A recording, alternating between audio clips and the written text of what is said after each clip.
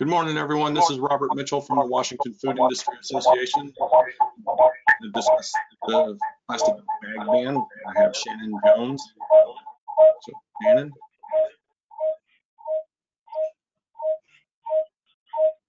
Good morning. I'm still getting really bad feedback.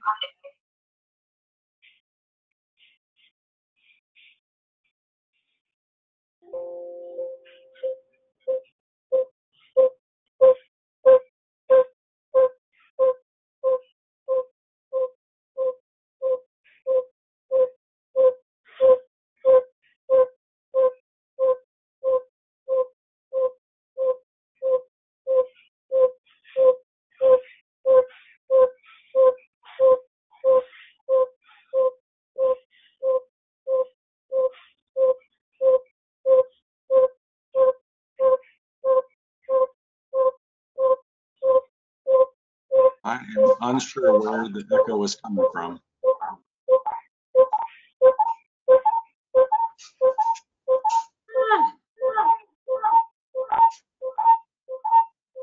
Hey, Robert. Can you move?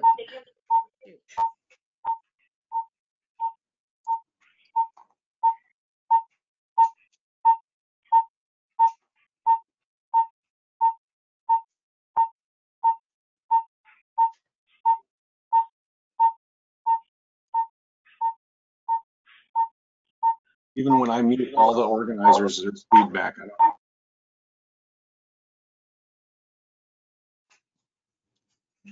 Even when I unmute everyone, there's still feedback. How about now? Much better. Okay, and I'm on, so we're good. And then Shannon, how are you?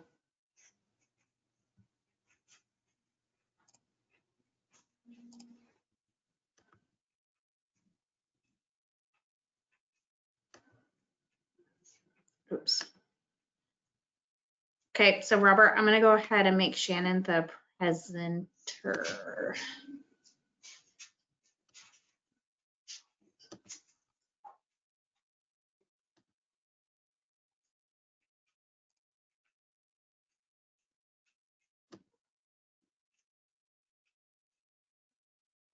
All right, Shannon, it's all you. So if you can unmute yourself and pull up your lovely PowerPoint, then we should be ready to go.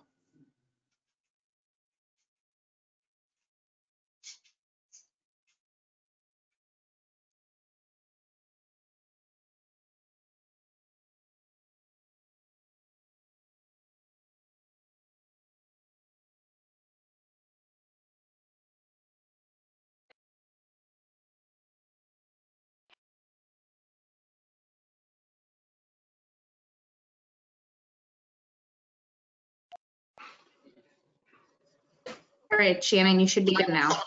Okay, hey everyone. Can you see my, what are you seeing on my screen? I have two monitors and it didn't let me select which one, so. We see your dog. Oh, okay. Let me see how I can switch screen, maybe, or hang on. Yes, I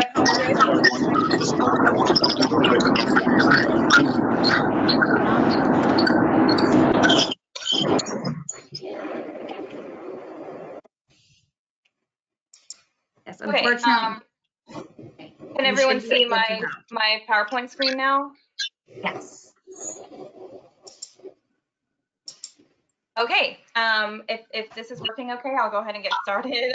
Sorry for all the technical issues. I'm not sure what was going on, but hopefully we can move forward smoothly. So my name is Shannon Jones. Good morning. I am the Western Washington Materials Management Coordinator with the Department of Ecology. I know that's a mouthful. I quickly just want to say thank you so much to Washington Food Industry and to Kat Holmes for inviting me to speak today. And I want to update you on the statewide single-use plastic bag ban. I'll make this PowerPoint available after today's meeting, and I have my contact info listed on this slide if you have any follow-up questions.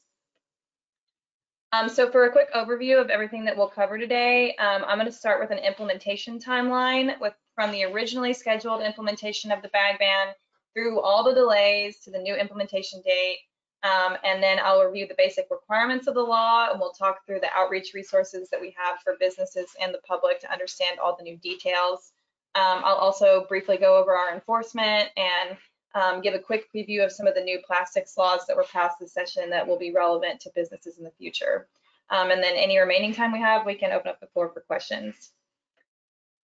So unsurprisingly, the COVID-19 pandemic has caused significant delays in the original implementation timeline for this law.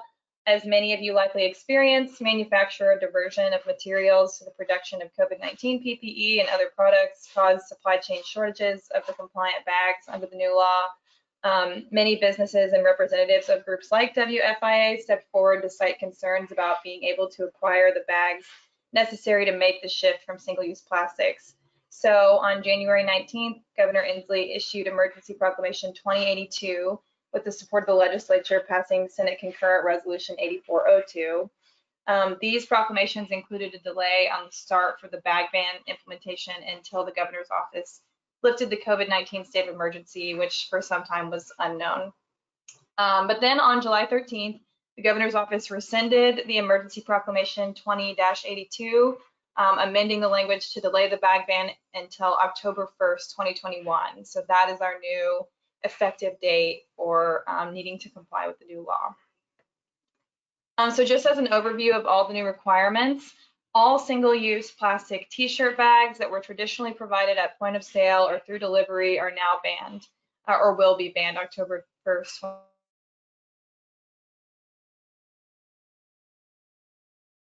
2021.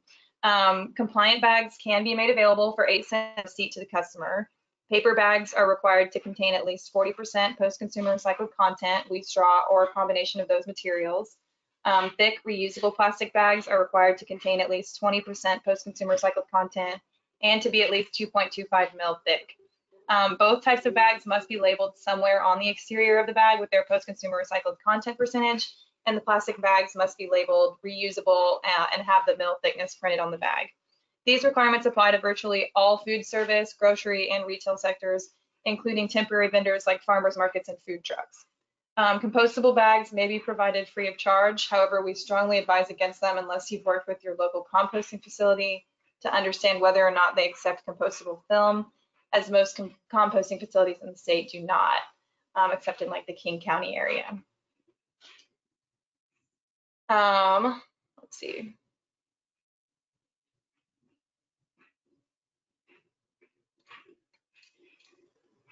Sorry. So the ban only really applies to single-use plastic bags used to contain customer items. It doesn't apply to the produce types of bags that are used in store for bulk items, to newspaper or dry cleaning bags, to bags that are sold in packages in store like trash cans or for pet waste, or small film bags that are used to wrap items in like a deli setting for safety or sanitary purposes. Other important details are that all food benefits customers are exempt from the 8-cent fee, even if they use another method of payment for the purchase. They need only show proof of their benefits to SNAP, EBT, WIC, FAP, TNF to be exempt. So food banks are also exempt, but they're encouraged to try to shift away from single-use plastics when possible. Many businesses have asked if they can provide like a receptacle for customers to take single-use plastic bags for their items. This is not permitted under the new law, since technically you're not supposed to dispense a single-use bag of any kind. Also, the 8-cent charge is not a tax or a fee. It is kept by the business, and it must be shown on the customer's receipt as a taxable retail sale.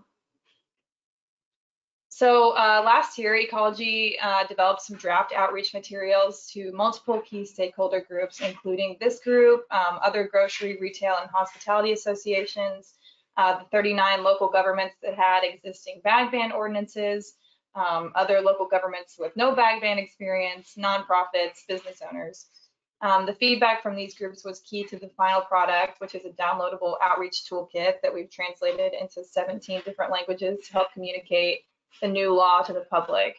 And so you've got a few of those materials sampled here, including restaurant targeted flyers, bring your own bag signage, and this infographic that I'll show you in a little more detail that's got the basic details translated to all the different languages.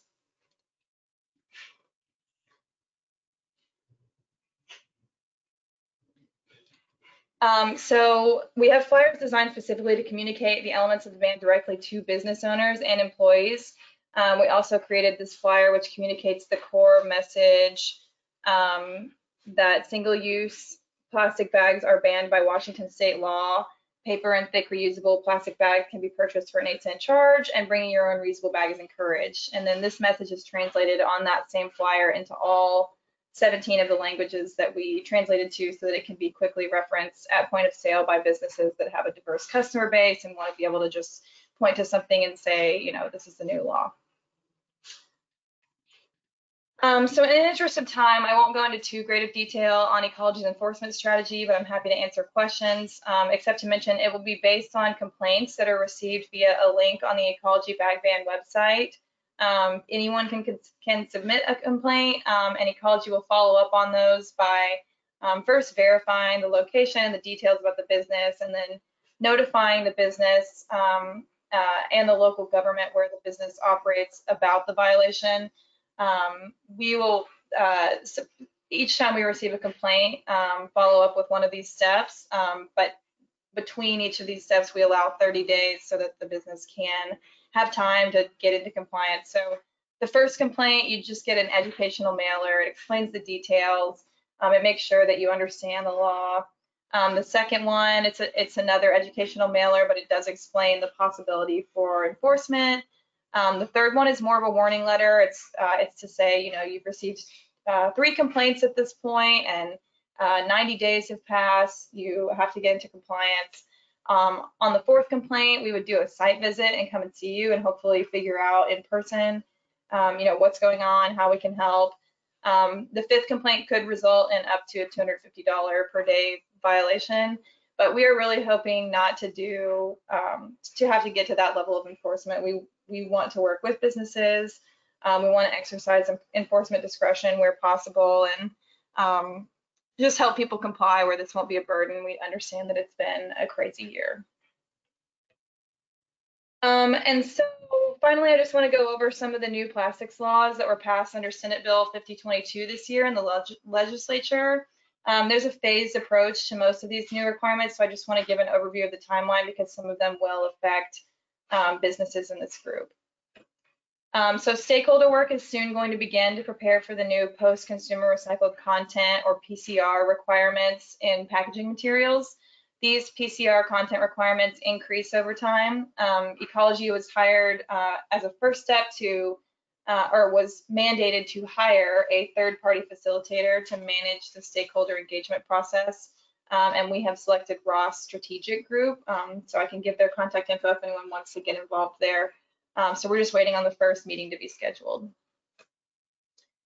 Beginning in 2022, single-use items can no longer automatically be provided to customers at dine-in and takeout establishments.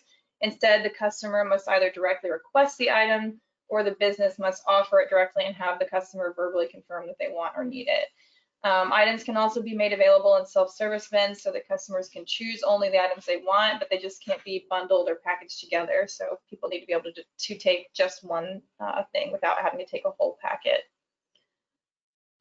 In 2023, the new ban will begin phasing out expanded polystyrene or EPS. This begins in June of 2023 with packing peanuts, but expands in 2024 to recreational coolers and a number of food service containers like clamshells, plates, and hot and cold beverage cups. So if you have any questions on anything we talked about today, I know that was kind of a whirlwind of information. We can definitely try to answer them here, or if you have any questions about some of these other initiatives, I've included the primary staff that are working on those. And I appreciate your time and attention, and just want to make sure that we clarify any details or answer any questions that can help today. Thank you, Shannon. So what I'm going to do now is unmute everyone. So if you have a question, just raise your hand and we can ask them.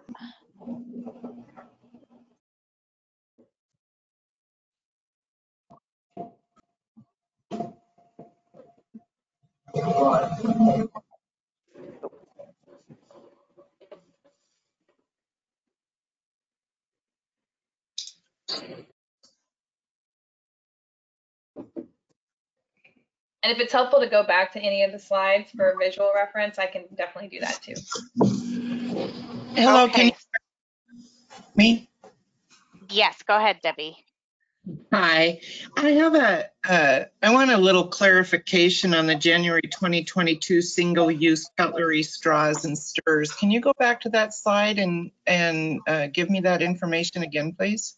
Yes, so that begins in 2022, and it doesn't ban these items, it just makes it where you can't automatically provide them to customers. So the customer has to either request it or you have to directly say to them, do you want a fork? And they have to say yes. So you can also make them available in self-service bins. They just can't be bundled in such a way that they couldn't select just a fork or just a knife. Okay, great, thank you. And then Troy has a question. How about you go next?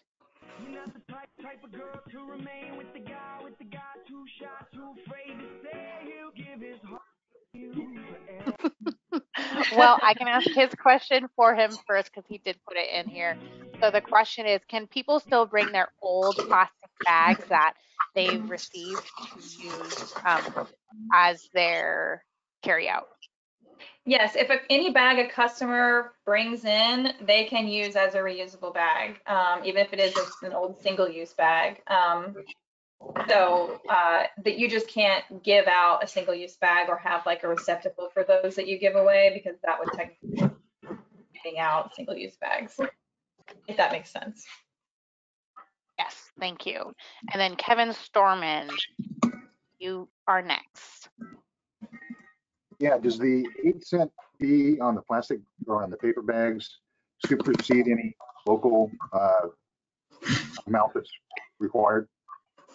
It does, with one exception. So it supersedes almost all of the ones in the state, except those that had a 10-cent fee in place.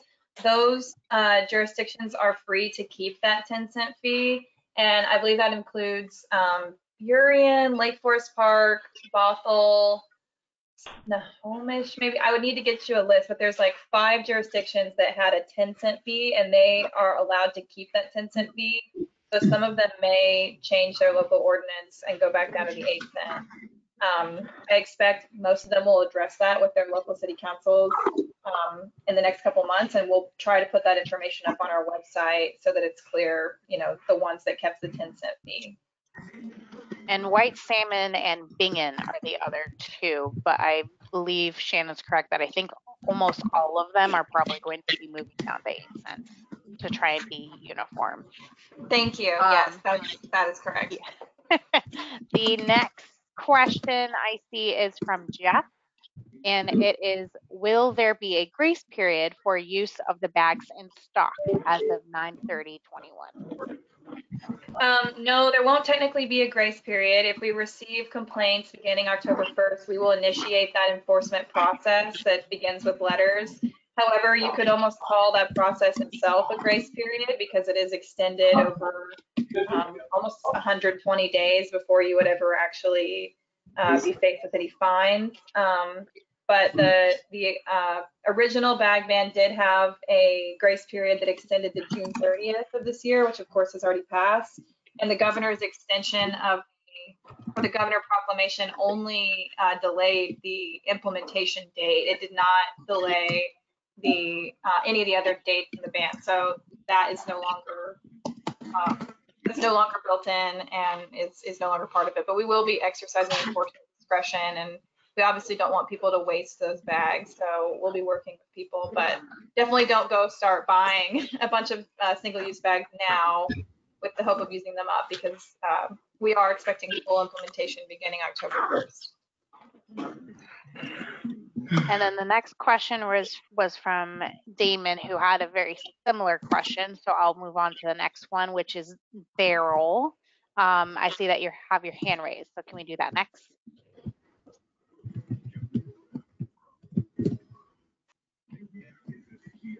And Daryl, Becky, you are, there you go. Yeah, go ahead. You can hear me? Yes, Yes. go ahead.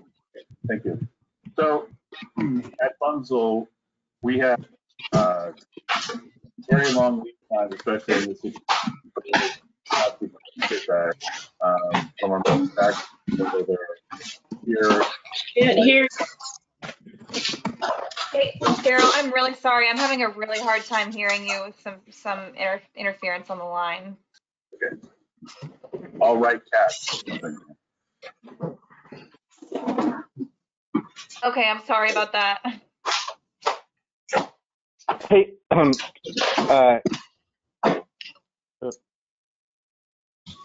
Kat, this is Larry. Are you able to hear me? Yes. So I think Daryl's question is, with some of the custom bags that store owners have, and I would tell you, I don't think anyone's trying to add, trying to buy in bunches of cases, but there could be an issue with making sure that those bags are in place before the October 1st deadline.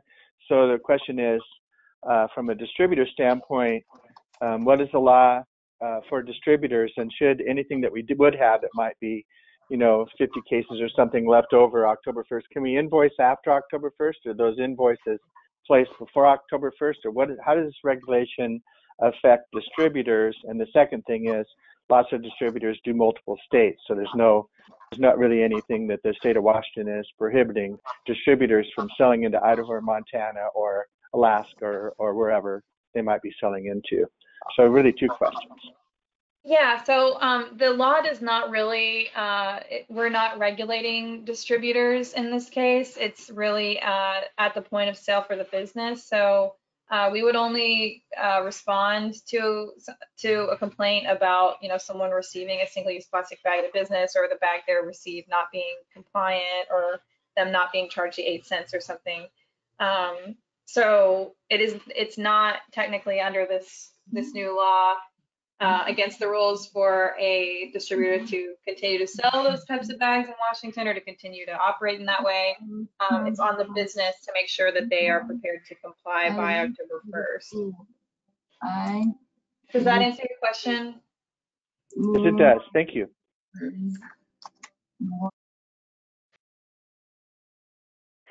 Okay, so the next question is from Janelle, and it says, we sell live oysters and clams. We need to provide ice in order to keep the product alive and safe. Do we have to charge for the ice bags? As long as the ice doesn't come in like the traditional t-shirt, like single-use plastic bags, if it's just like a film sleeve or something, I think that's still allowed. I would need to see the spec on the bag to say for sure, but I believe that those would be considered exempt. Yeah, it sounds like those would be like one of the produce bags. So there's a list of exemptions in the law that I can send out to you all, but it's like produce bags, things that are for like, sanitary reasons. And I think this would be one of those sanitary reasons. And so as long as it's not just, the t-shirt with the handles, I think you should be okay. Yeah, the ban really truly only applies to those single-use t-shirt bags that we're used to seeing at point of sale. So I would think anything that you're currently using to sort of wrap or separate items outside of that is good to go, particularly in the case of, oysters and things like that. Great. The next one is from Jeff, and the sample bag that he received states, this bag is recyclable in your supermarket bin. Is this type of recycling available in Eastern Washington? So that depends. There's a website that I can include in the chat.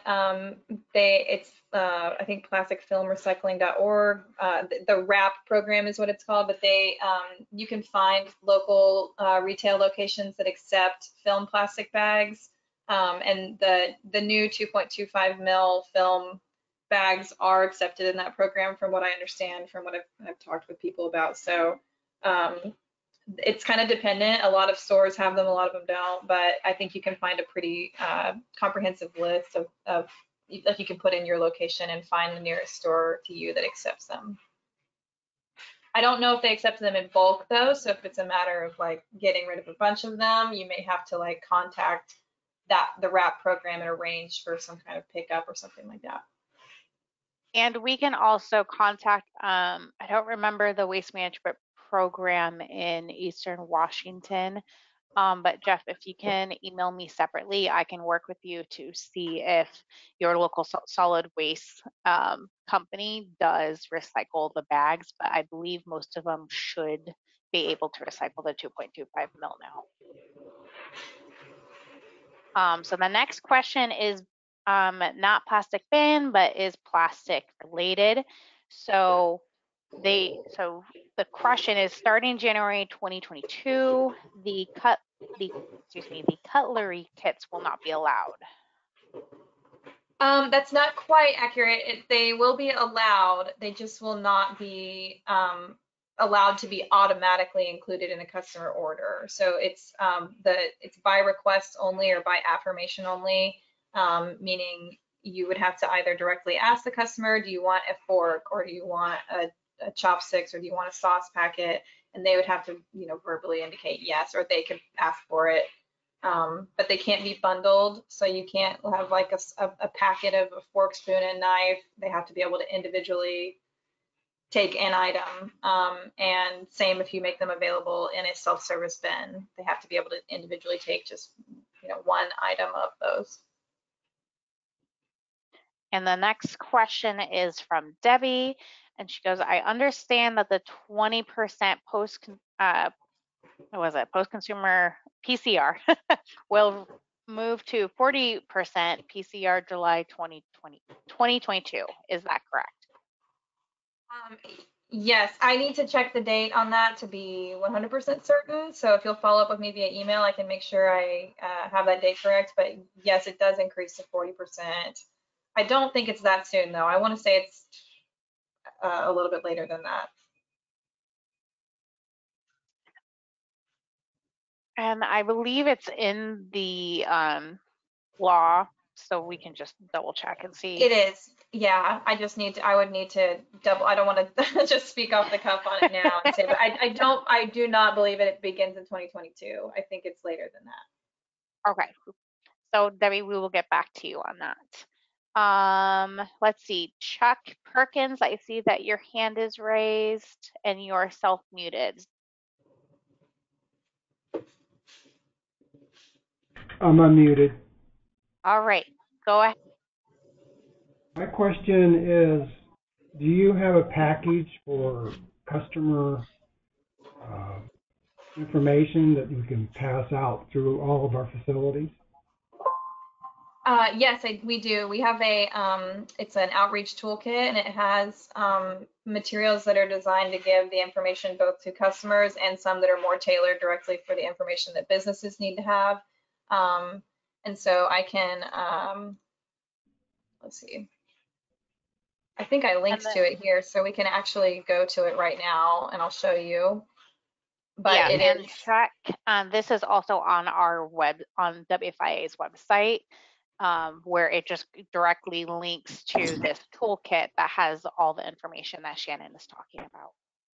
And so, yeah, you can download all of these files, and it will give you both a PDF and an InDesign version if you want to, add your logo to it or customize it in some way. But it does have all the information.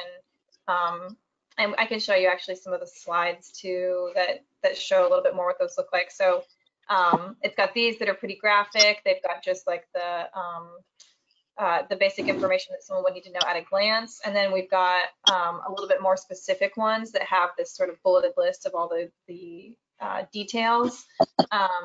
And we also have some that are kind of just for the public, this point of sale infographic. You could post like at the cash register, bring your own bag reminder graphics. And then this multilingual one for those that have like a really diverse customer base and really want to be able to just kind of point to something that explains the most basic elements to most of the commonly spoken languages in Washington. This is also available. You can download, print, customize any of these. Okay. Thank you.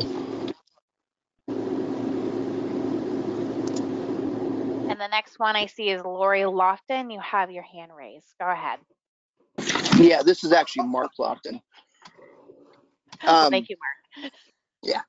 So for the last year or more, our local health department has encouraged our stores to not accept reusable bags due to the transfer of COVID. And now that the Delta variant is resurging, do you have something that says, hey, ecology is more important than your safety? We're going to start using reusable bags now.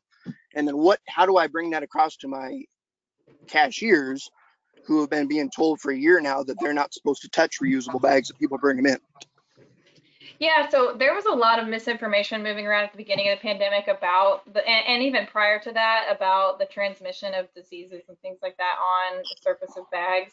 The CDC has released guidance, and I can share that with you. It's on their website that basically explains that it's not believed to transmit in that way, and that there aren't thought to be any risks associated with using reusable bags. But if stores are uncomfortable with asking their employees to handle those, they can still require customers to self-bag in their reusable bags. That's the employer's discretion, and we don't want to tell people how to direct their employees in that way. But according to the CDC and the other sources that we've seen, there isn't a COVID-19 transmission risk associated with reusable bags. The delays were associated with the supply chain issues, but because of a lot of the misinformation that was moving around, a lot of people, I think, just assumed that it was because there was some safety risk. And so I'm happy to share that CDC page that has that information, and then also just assure you that you can have your employees ask customers to bag their own groceries in reusable bags if they're more comfortable doing that. But with that thought process, why would we wipe down check stands and grocery carts and everything else?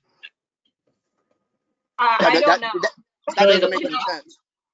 I am not like creating the guidelines for those safety standards. I know that a lot of them are going above and beyond to be safe and to ensure just a cleanly sanitized environment. And I think that's great. We definitely encourage washing hands and people washing their reusable bags. Right. But these are the questions that my employees and customers are going to ask. I mean, because we do go above and beyond, wiping everything down, cleaning everything, between transactions and everything. Now we're going to say to bring them in.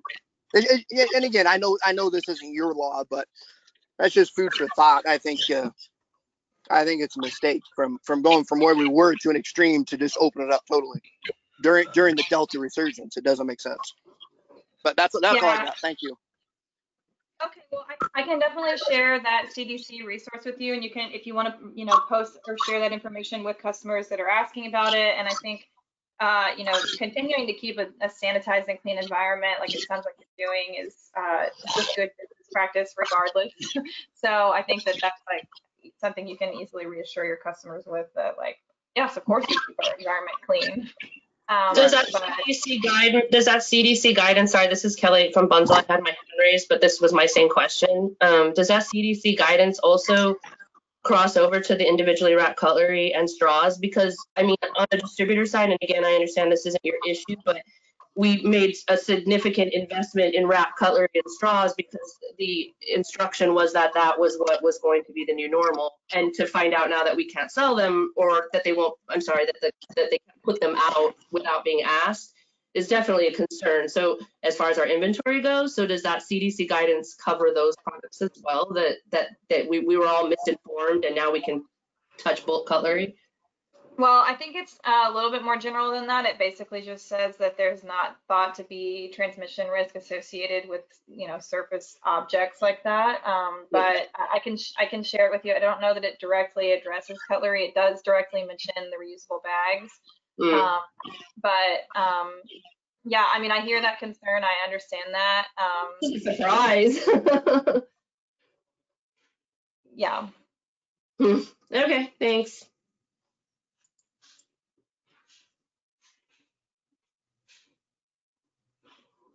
All right, do we have any other questions?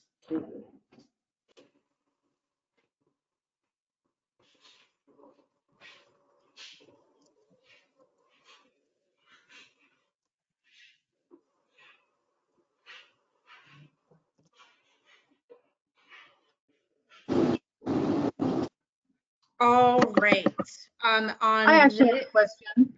Oh, go ahead, Judy. Well, I'm just thinking about all the implications, and I know we are asked not to point out customers using any type of state assistance, but won't we have to ask those customers before we total the sale in what form they will be paying, so we know whether or not to charge them? Has that been looked at? Yeah, so the exemption for any customer on a food benefits card, it is on the customer to show you that they have that benefits card. You don't have to ask if they want to receive the exemption. They have to show the card, but they don't have to use that card for the transaction. So they don't have to pay with it. But if they have it, if they say like, this is my EBT card, I'm exempt from the 8 cents, then they're exempt. But it's also not on. All right, but what if I was gonna say, what if you've already totaled the sale and afterwards the card is brought out? You know, you're wanting to ring up your sales before you total it. Yeah, I don't know enough about like what order you'd have to do that in, but you would have to remove the charge for them if they showed the card. Do we have someone from who has a store in Louisville jurisdictions, like Seattle or Olympia, who, because they do have similar laws on how you would do that with someone who's on SNAP or TANF or WIC? Yeah, I mean, I could put you in touch with some of our local partners who we've worked with on this. I know some of them, they did require that the card actually be used for the purchase itself. And so it may be a little different for those, but yeah, we can ask what they've had come up in those situations. So the next question, kind of a trial and error period where we have to figure out the best way to do this, but okay, so the next question is, so even if they only have WIC for baby formula and then they buy $400 in groceries that need 20 bags, they're able to show their WIC card but don't have to use it and are still not charged the 8 cent per bag? Yes, that's correct. Okay.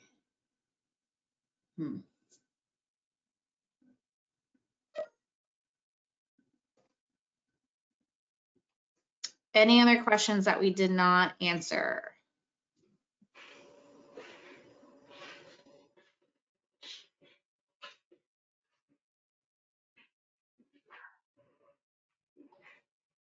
And you're just going to share all the information you said you're going to share with the whole group that's in attendance? We don't have to specifically ask for it? Yeah, so I'll send a follow-up email that just has that CDC guidance page as well as the PowerPoint that I shared today. Cool, thanks. Yeah, so what we'll do, Kelly, is that Shannon can send it to me and I will send it to everyone who is registered Perfect, thank for you. this.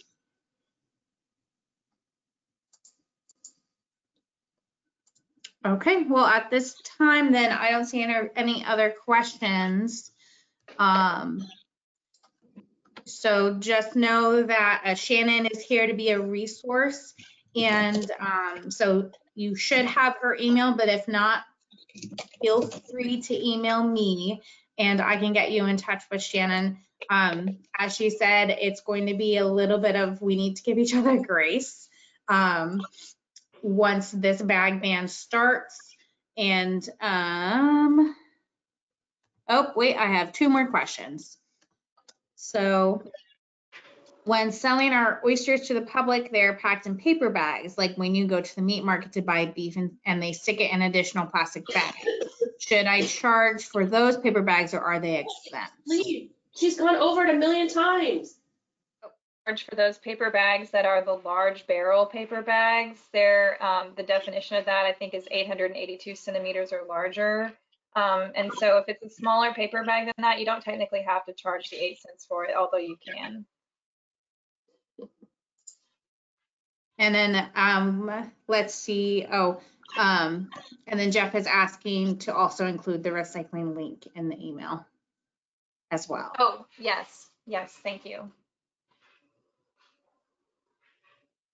right, well, I think that is it. So Shannon, thank you so much for attending and educating us today. It is greatly appreciated. Yes, thank you all for your questions and your patience. And, if you have questions, please feel free to reach out to me and I'll at least try to get you the answer. Thank you very much. Thank you. Bye.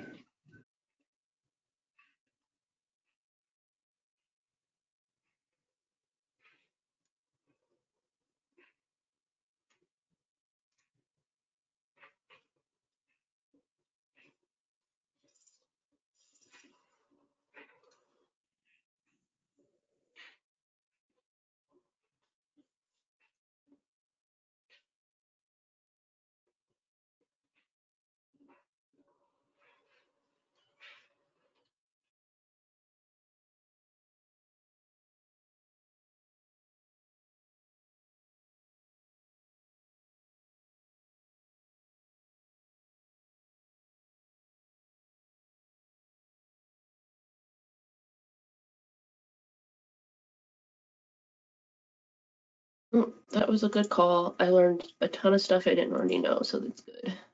Yeah.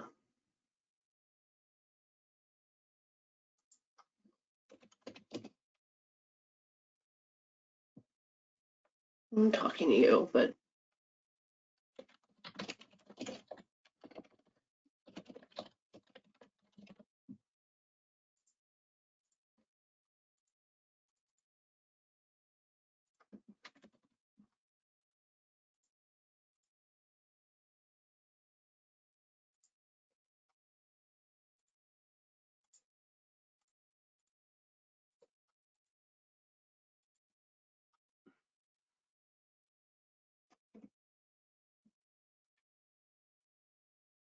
thanks for including me.